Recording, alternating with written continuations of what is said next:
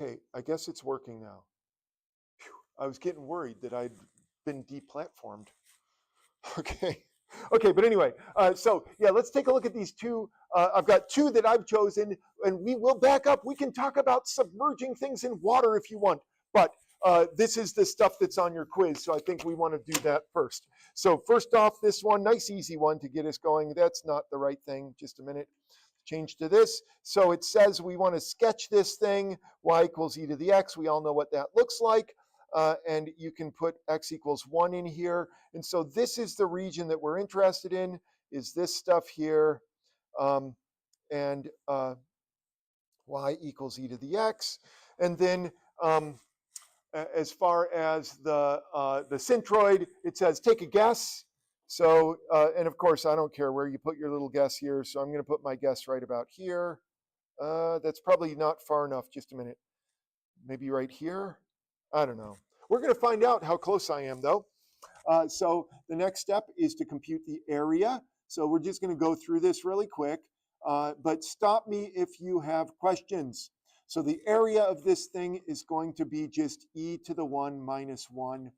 Hopefully that doesn't bother you that I skipped like 7 steps there, but you can do the antiderivative of e to the x. You can plug in e to the first power and e to the 0 power, hopefully. So that's my area. The reason why I need that is because x bar is going to equal 1 over the area times the integral of x times f of x dx.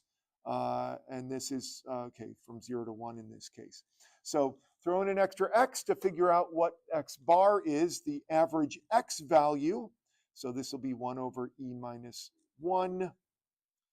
I don't know why I put that exponent in there. So from 0 to 1 of x e to the x dx. Okay, integration by parts. You can handle this, can't you? I'm going to just do it really quickly here. 1 e to the x, 0 e to the x. So we're talking that as the antiderivative. So if you don't know exactly what I just did there with my little table, I saw a couple of you do this, even though like here, you don't really need the table, but it does, it's quicker, isn't it? So there you go. So x bar is 1 over e minus 1 times, this is going to be x e to the x minus e to the x, evaluated from 0 to 1. Give me a sec here. This feels familiar. I feel like we did something similar to this last time. So this will be, e to the 0, e to the x minus e, that's going to be 0. Huh. Okay, so 0 minus negative 1. Is that what I'm getting? So 1 over e minus 1, is that the average x value? So let's check it out. I'm curious on my calculator to see how far I am off from the real thing. 1 divided by e to the first minus 1. And I got, oh, pretty close. I'm gonna say I was spot on, 0.58. Okay, let's get our average y value. Okay, so here's the thing that if you're like, oh, I don't remember here, this is what you need to remember for that. And then for the average y value, we're going to get 1 over the area times the integral of f 1/2 f of x squared. That's the hard one to remember. So I got to be honest with you that when I was your age and learning calculus, I didn't memorize very much. And so I would just like for this, I probably on a test would have just re-derived the formula. But I know I'm weird. So yeah, I don't know. That seems like this one's easy to remember. This one seems harder to remember to me. But you do what you want to do. And so let's go ahead and crank this out. This can't be that hard. So we've got y bar, that's going to be 1 over e minus 1 times the integral from 0 to 1 of 1/2 e to the x squared. And when you have nested exponents like that, that just becomes e to the 2x, doesn't it? So this is e minus 1, integral from 1/2 e to the 2x. And this is going to be 1/4 e to the 2x evaluated from 0 to 1. And this is going to be 1 over e minus, a little bit more complicated than our last one. So 1/4 e squared minus 1. Okay, so I'll crank this into the calculator to see what it is. So I'm sure I could, oh.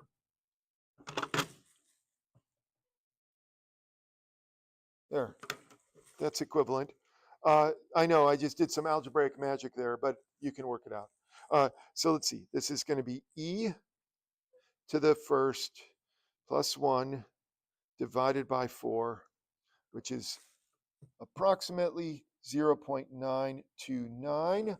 And if you notice, or actually 93 we'll go with, 93, 0.93. And look at this, look, 0.93. Oh, actually, that's definitely not correct because 0.93 is going to be below this point. It's actually right here. A little bit higher than that, but whatever. So I was off there. But I was pretty close, I guess. So it's a little lower than I had predicted. But there it is. So there's my my center of mass. Centroid is 0.58, 0.93. There's the center of this thing. Oh, 5.1 was it? What is that? 5.8. Yeah, 5.8.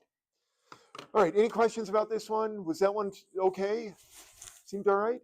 All right. I just want to do one more, and then we'll see if we. I mean, maybe I'll get brave and do one of the water problems. But let's take a look at the at this here.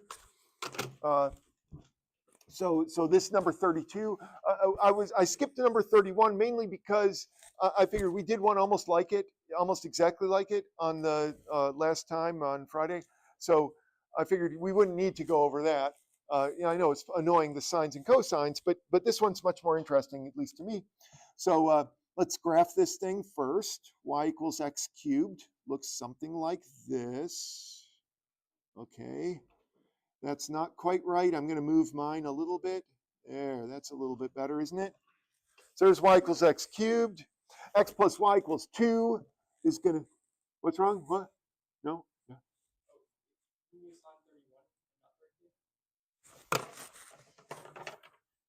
Did I? What did I do? Just a minute.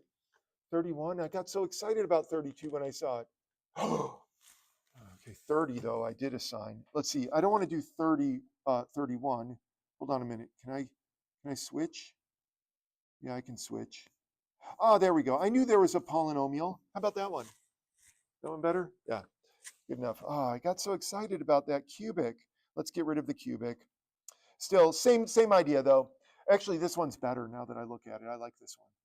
Okay, so we're going to graph this thing. Y is equal to 2 minus x squared. We all know what that looks like. I will graph it in red here. Oh, no, that's not what it looks like at all. This is what it looks like. Sorry about that. My brain had a problem just for a minute because of this shifting gears from the cubic to the quadratic. So there's y equals 2 minus x squared. And then y equals x. We all know what that looks like. That's just this nice line. Goes something like this. I guess I have to extend this down just a little bit. So it's pretty obvious, hopefully, that the region that we're interested in is this region. So now we're going to do our little deal where we set this thing up. First of all, we need the area. Oh no, I need limits, don't I? But you can handle the algebra. I have confidence in you. X squared plus x minus 2 equals 0. That gives me x minus plus 2, x minus 1. So x equals -2 and x equals 1. I hope you can do the algebra. I was actually I had an email exchange with another calculus professor at a different institution this weekend, and she was telling me that her students, they're all dying of, they're not, it's not the calculus, they can't do the algebra. So I know I've said this before, that if you don't do well in here, it's usually not the calculus, it's the algebra. We really need to work on the algebra. So don't gloss over this. Like when you get to this and you're like, I don't know what, work on it, if you're confused. Yeah, what do you think? Ah, by magic. No, no, no, no. I moved these over to this side, and I got this. 0 is equal to x minus 2 plus x squared. Yeah, the way I wrote it. You're right. You're right. But that's the sort of question you need to ask. Thank you, Hayden, for taking one for the team. That if you're confused about some algebra, don't just think, oh, this is too easy. I'm embarrassed that I don't know my algebra. Hayden's not embarrassed. Thank you. I'm serious. That yeah. So yeah, ask the question. Yeah. So and if you're like, hey, how did you get the -2? Let me know. Ask me. It's much better now than on a test because on a test, I'm not going to tell you. Okay. So we've got that. Let's get this area. You know how to do areas here. You're going to do the top curve minus the bottom curve. So this thing is going to be 2x minus x cubed over 3 minus x squared over 2. Once again, I'm confident that you can do this part.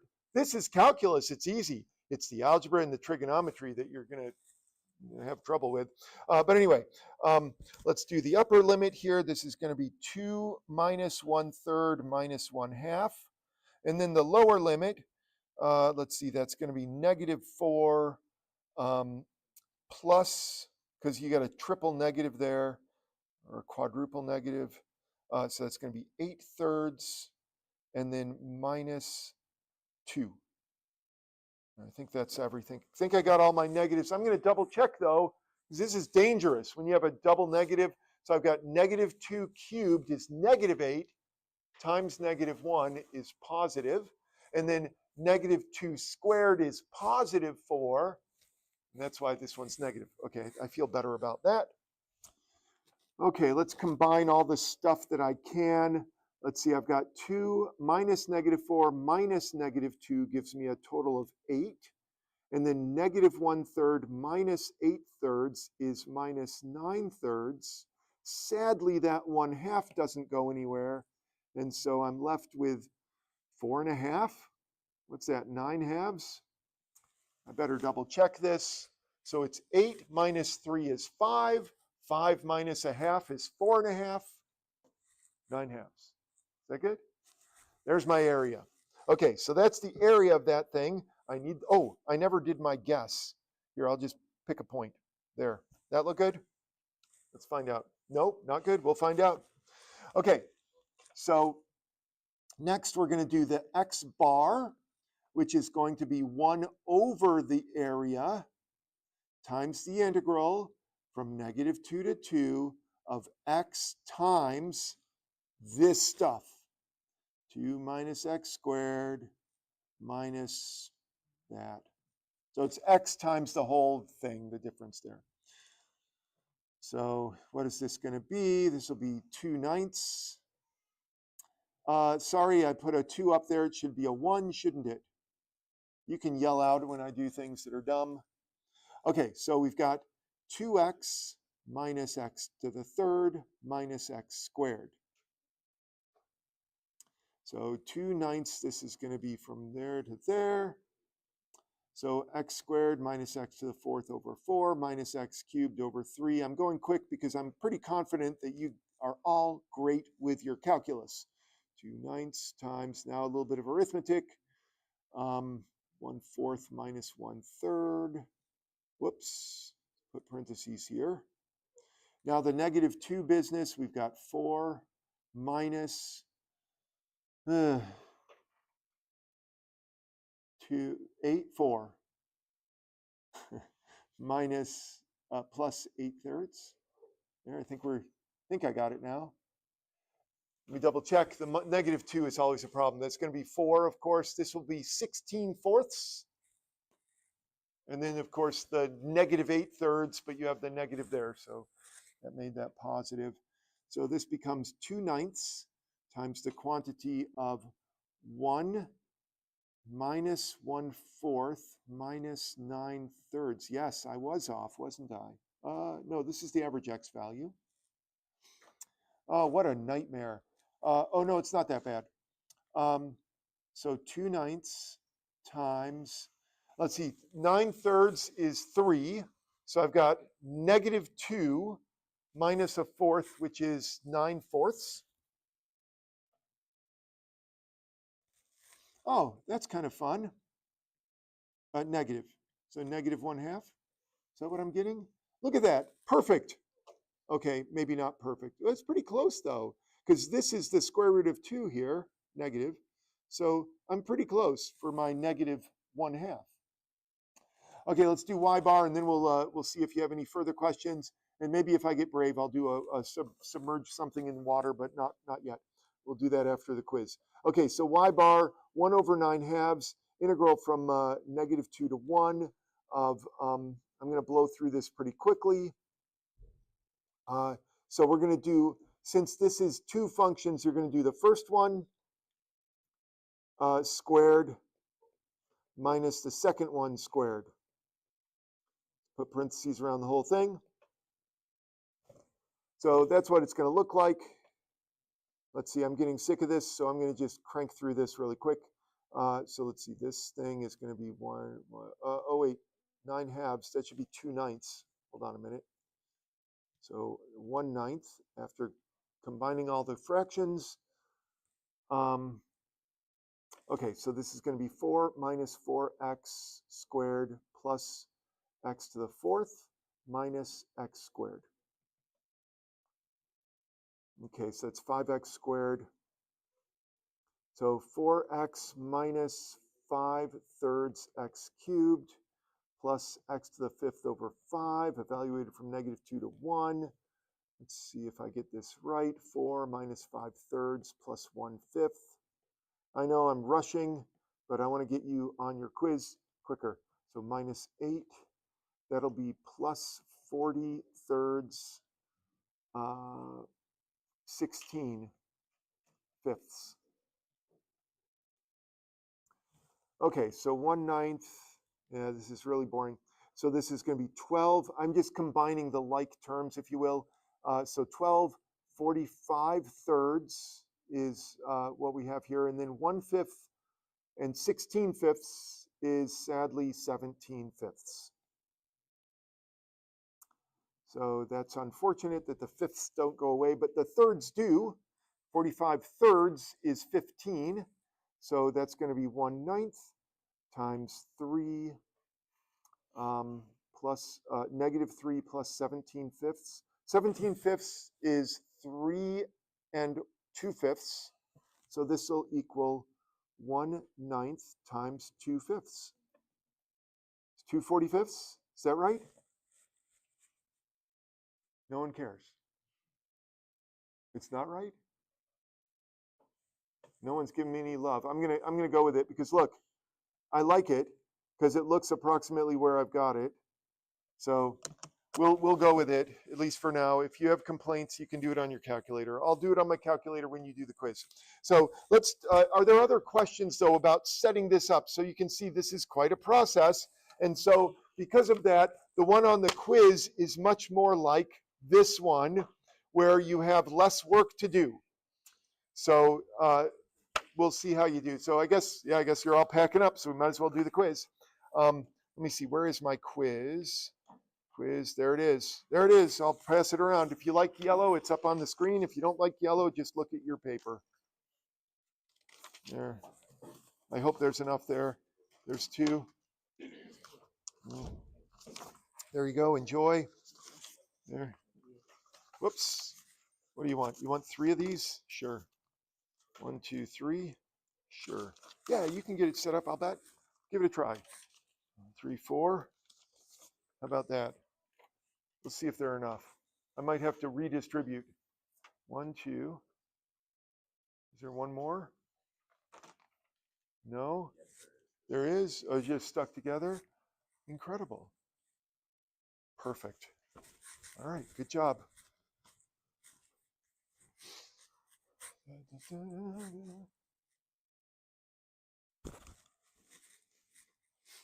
Okay.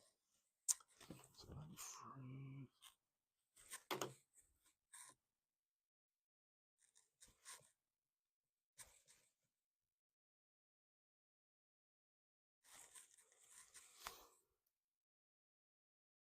Where is is this?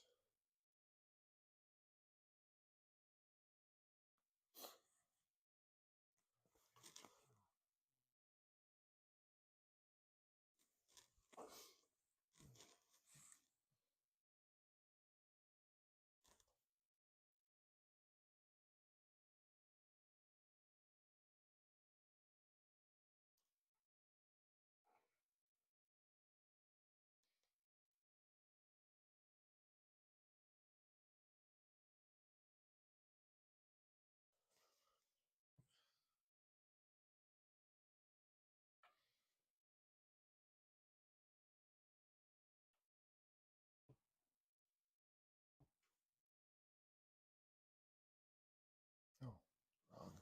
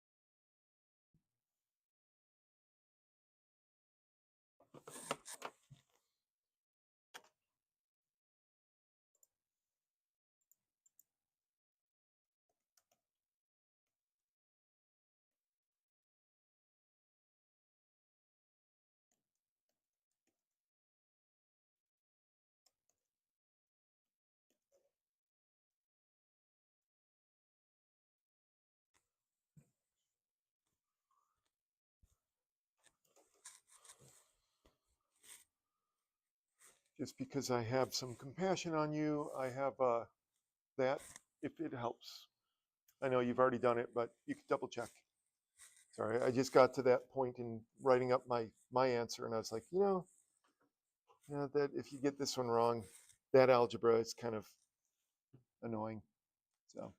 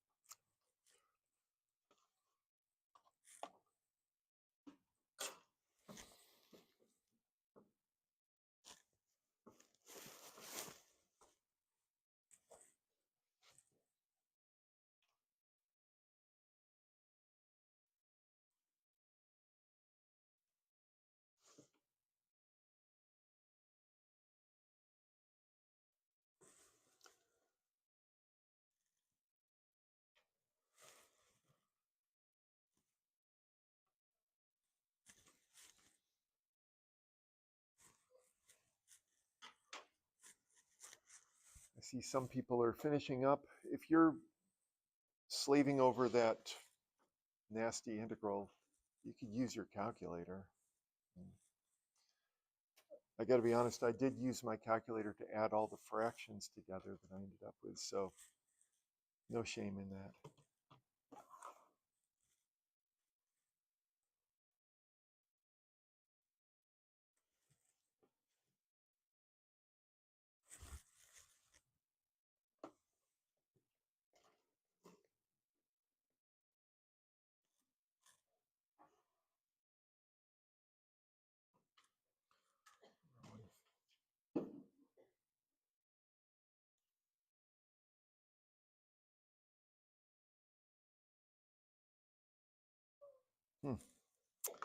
It didn't look right.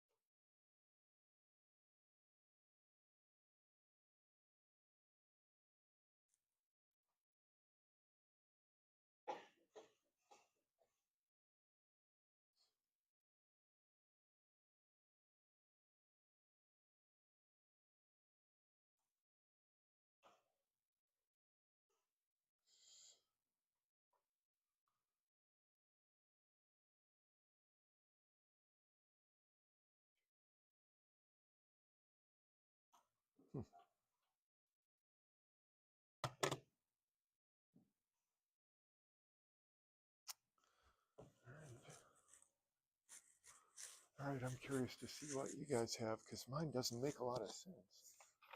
Let's see. All right.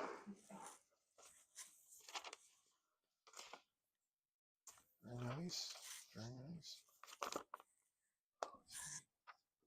Excellent. I like your answers better than mine. I must have made a mistake somewhere.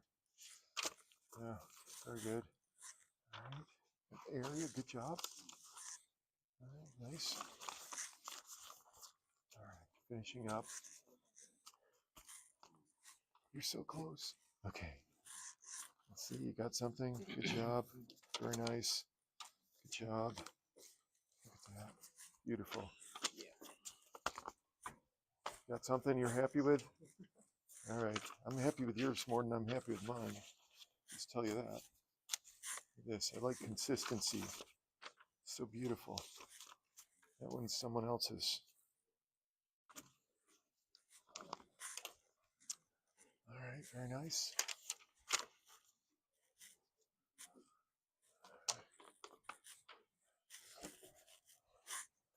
All right. I got to track down my mistake. So you guys have another minute while I'll leave my mistake on here just so you know, but I made a calculation error here. So just got to find it. 16, 2.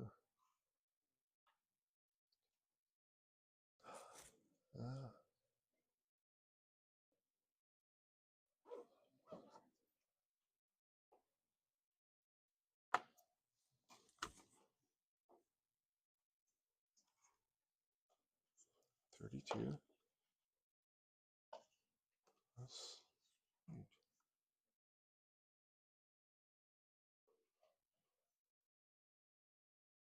Oh, I see my mistake. Okay, it makes me happy. I'll show you where I have a slight error, arithmetic. All right, so maybe we can wrap it up. Looks great. Good job. The answer doesn't make a bunch of sense. Well, 'Cause no, it's center of gravity's off the shape. yeah, well, that happens sometimes. And you're just finishing up. Good job. I know it's Look good. You forgot to remind us today was Pi Day on I know I didn't. That's why I had my other class told me I had to wear this. Yeah, yours looks good. Good job. Excellent. Yeah, do you have something at least? You could always box up just the integral. That's how you got something? Yeah, same thing. Oh, yeah. Yeah, that doesn't sound right. Oh, but this looks great. So we'll do that. You're playing a video game. Oh, you got it. Good. Excellent. Got them all? All right. Oh, you're finishing up. Good job.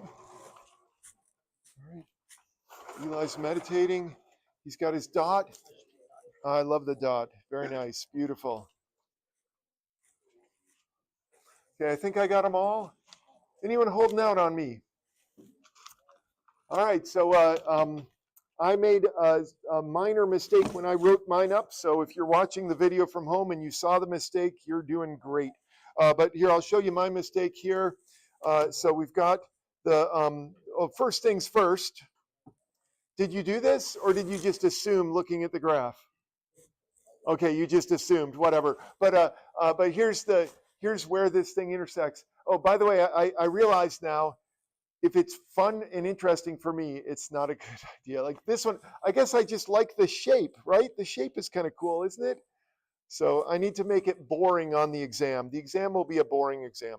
But anyway, there's your limits. So here's the area. I think that making the shape look cool made the Y bar horrible. But here's the area.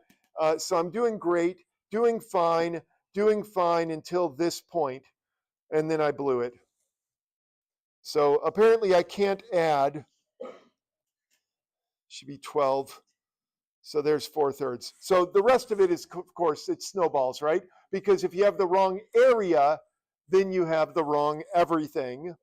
But I think that I shouldn't take off too many points if all the rest of it is correct except for that one thing. So maybe out of 100, I'll take off maybe 50. I'm just kidding. I wouldn't do that to you. If this was you, I'd probably take off 10 out of 100 and just like say, okay, the rest of it is good. Okay, so let's go down and see how the rest of it is good. Here, this looks fine. Oh, by the way, what did I do here? This is x times the function. That's what this is. So 4/3. Sorry, yeah, 4/3, which becomes 3/4. This becomes 3/4 here. This is 3/4. This is 3/4, which becomes 4/5. 4/5? A lot of you, I saw a lot of 4/5. That's what clued me in. No, it's not approximate, it's exact. Clued me into the fact that I had something wrong is because I did not have 4/5. Also, looking at the graph, I was like, this can't be 1/5 because 1/5 would be over here somewhere.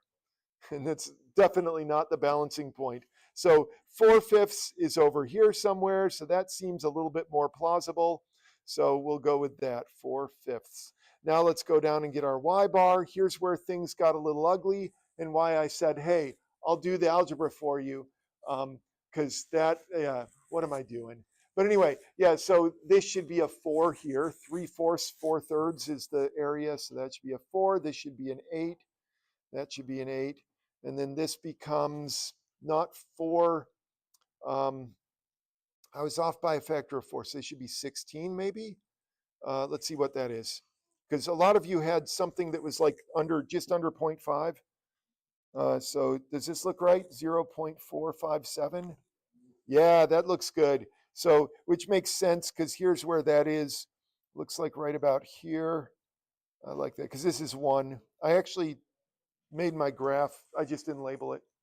So that looks good. Okay, good. What time is it? Okay, so let me just mention something about the, because we need to move on. Mention something quickly about the water submerging in water. You can do the same thing we do with all of our problems with the applications, and that is break it into smaller chunks.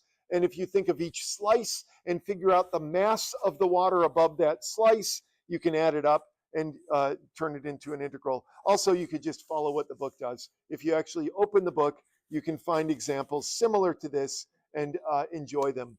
I know some of you have cheated and have PDFs of the book. In that case, you have to scroll up or down. You'll find the examples. So do your best to do those. We do need to move on to sequences because this is more fun, change of pace. So we're moving on, skipping a couple of chapters also, up to chapter 11. Can you believe it? One of the reasons is because in multivariable calculus, we always start with chapter 10, because all of multivariable calculus, we use the stuff from chapter 10. And so that's why we skip it for this particular class, and we'll save it. So Fibonacci sequences may be something that you're familiar with. when you think of a sequence, you might think of sequences of numbers. So Fibonacci sequence is one that you might be familiar with.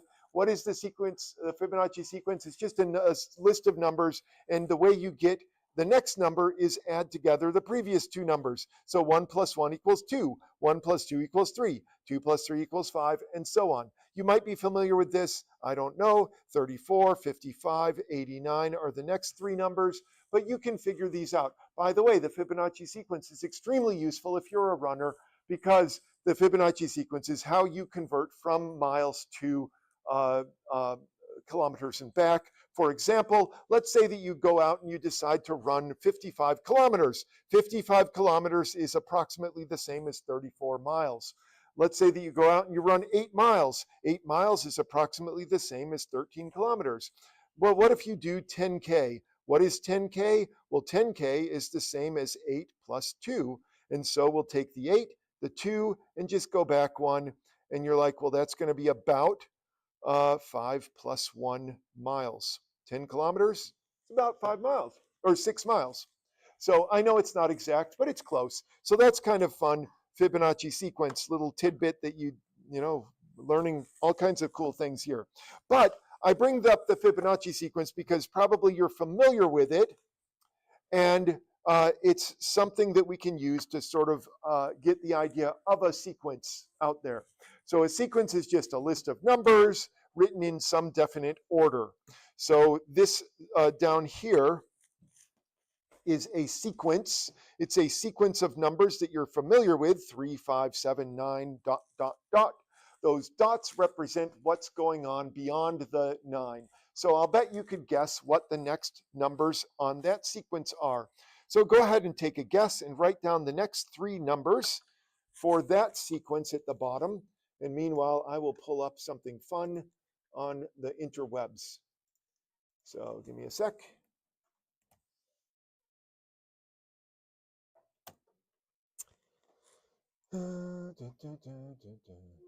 Okay. All right, so who wants to tell me what the next 3 numbers are? You got it, Hayden?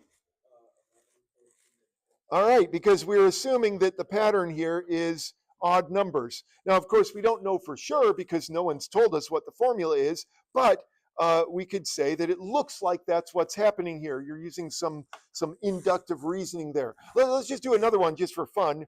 Let's see. So let's say I told you that the first 3 numbers of a sequence are 1, 2, 4. Can you guess what the next 3 numbers are? Just out of curiosity, you know, they get different answers depending on who answers this. Just take a minute and take a guess. So there's a couple of obvious answers and then some less obvious ones. All right, so maybe I'll just take, anyone have a good guess as to what the next 3 numbers are? 1, 2, 4, what do you think? Yeah, 8, 16, that makes sense, doesn't it? So you're just doubling each time, right? 8, 16, and 32. Perfect. What other options are there? What else? Does someone else have a different set of numbers? Did anyone think that the next number was 7? Yes, see? You knew that. I knew there was someone. Okay, so Lewis, what's the, Lewis? I don't know, it just doesn't look right today, but that's okay. So if the next number is 7, then what's after that? 11? Wow. Yeah, that makes sense too, though. So how do we know which it is? And you might be like, what's going on inside of Lewis's brain? Well, what's happening is he's saying, well, look, you added 1, then you added 2, then you add 3, then you add 4, then you add 5. Hey, it all makes sense.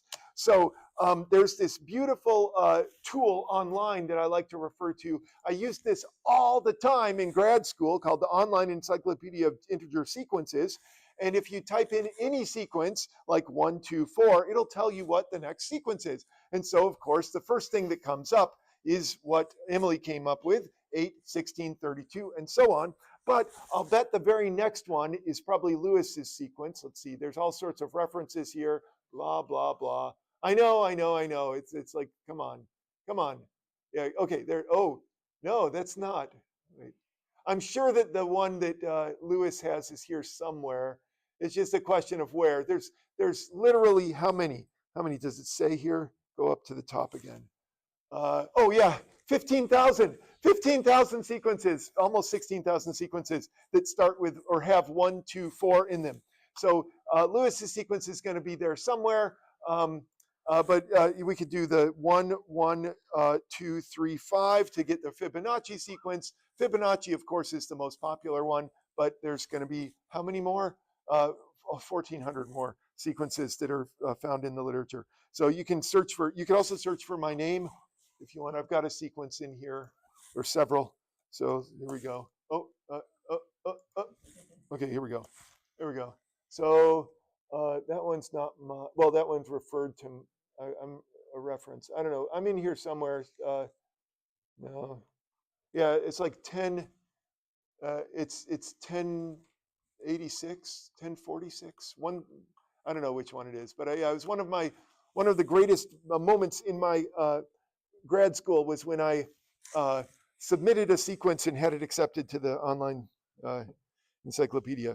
But anyway, I digress a bit, but we're dealing with sequences. Oh, speaking of grad school, I had a student who gave me a sequence. Oh, I don't remember it now.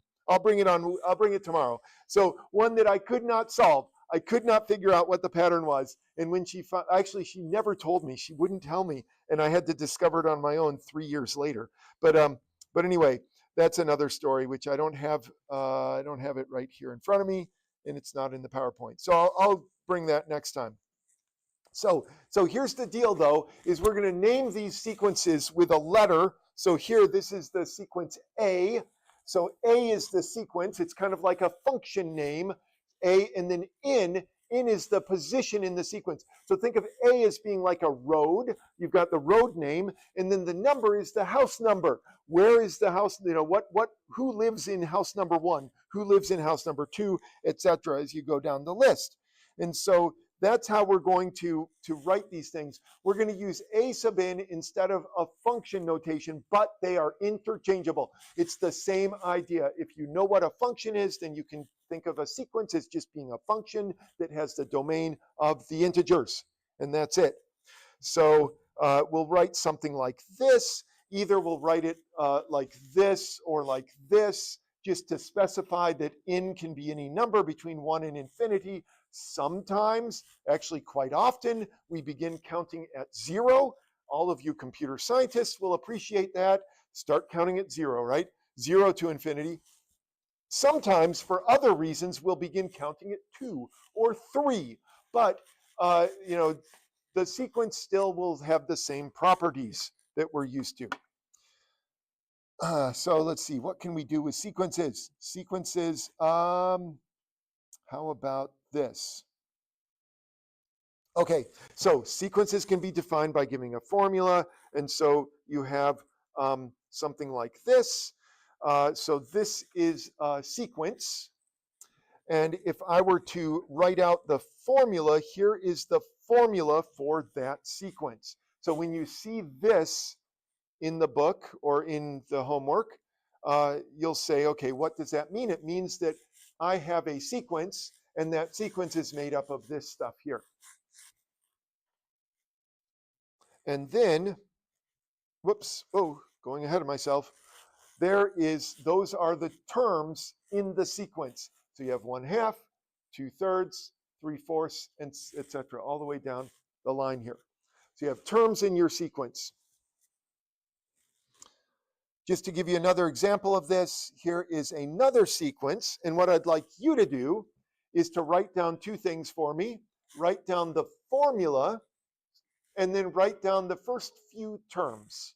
You don't have to write them all, of course, because it's an infinite number, but write down the first few terms in that sequence. And you could start at n equals 0 for this one. So the one above, we could start it could have started at n equals 0, but let's start at n equals 0 for this, go to infinity. So jot down the formula, and then jot down the first few terms. 1003. And then I should explain why we're doing, because it feels like we're changing gears. It's like we've gone around a corner, and it's like everything's different. So there is a reason why we care, but the reason why we care is going to take a long time to get to, so I should give you a quick preview.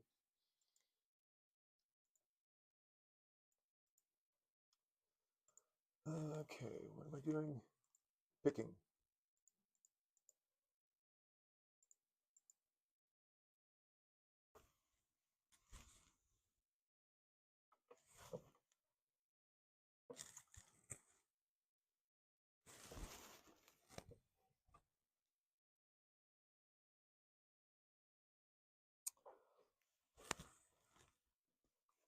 All right, I know you can do this. Hunter, what is the formula for this sequence? Negative 1 to the n power times n plus 1 over 3 to the n power. Excellent. And I would have accepted if you had just said it's that thing inside the parentheses. So thank you for going and,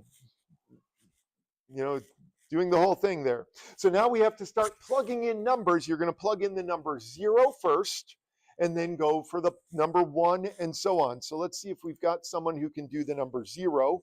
So Ben in the back, Ben P, or H, Ben H. Ben, what do you get when you plug n equals 0 into this thing?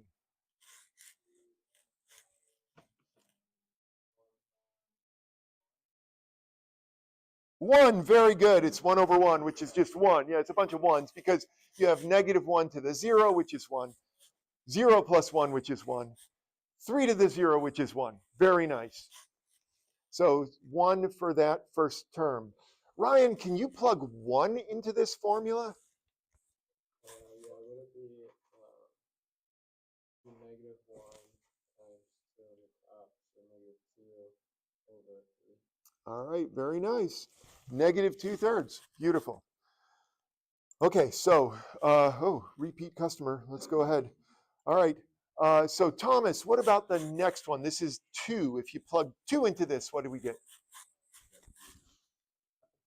3/9, which is the same as 1/3. Very nice. But you can see the pattern. Well, maybe it's hard to see the pattern exactly, but you could continue to write down terms by plugging into the formula until you see the pattern. I mean, the next one is going to be negative 4/27, and so on. I guess I could put some dots here because I've run out of room. Beautiful. Okay, so why do we care? The reason we care, let's see, let's skip all of this. Let's just go to this picture here, or it's not a picture, it's just a blank slide. And I will mention this, that we have things like this, e to the x squared, that we cannot find the integral of. Now you might say, well, what is the relationship between e to the x squared and sequences? Well, what's going to happen is in about a month, which I know is a long time from now, but in about a month, what we're going to do is we're going to learn that e to the x squared can be written like this. Let's see if I can get this right. 1 plus x squared plus x to the 4th over 2 plus x to the 6th over 6 plus x to the 8th over 24 plus, and a bunch of dots here. There is a pattern. There is a pattern to this, but you can write e to the x squared. It is the limit of this summation, which I know we haven't even done summations, but you can see that a summation is just you're adding together the terms of a sequence. And so if we can write this like this, then we can actually do this by integrating term by term the sequence down below. X cubed over 3 plus x to the 5th over 20. You probably get the picture. I'm just integrating these terms. So this is all in service of being able to do calculus where heretofore we haven't been able to. So that's sort of the final goal, and it's kind of hard to keep that in mind when we're like, well, this is the Fibonacci sequence, and here's a bunch of numbers. But so that's what we're going to be working with, is we need to understand where sequences come from. Then we'll add the terms of those sequences, and then we'll turn them into functions. So that's our goal. By the way, there is homework that is due on Wednesday. That homework, I think in the old days, I used to split it up into 2, but I wasn't sure where to split. Take a look at it. You'll be able to do the first couple of problems at least. So take a look at it before tomorrow, but it's not due till Wednesday. And then tomorrow we'll talk a little bit more about the sequences, finish things up, and then you'll do your homework for Wednesday. And then we'll talk about what the next step is.